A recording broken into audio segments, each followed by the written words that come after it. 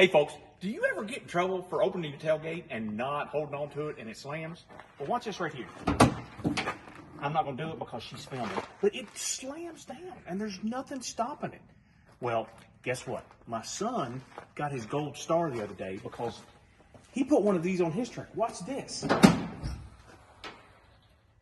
This thing is stinking awesome. Look here. He put the tailgate assist. It's literally just one shock. And it is awesome. And it has saved him from getting yelled at by his mama like his dad gets yelled at all the time. Now, watch this. Put it right back up. It's got a little bit of an assist to it, but when you open it up, you don't have to do anything. Now, it's not one of these fancy new pickup trucks that you got to push the button and it goes down slow and it gets stuck. I got a buddy that's got one of those, and all he does is cuss it. But you can put it on either side, but it's literally just one little plate right here. Notice the difference? There's no plate. There's a plate here. There's a plate for the pivot right here. And then you put a special plate right here. Okay? So it's two plates and a shock.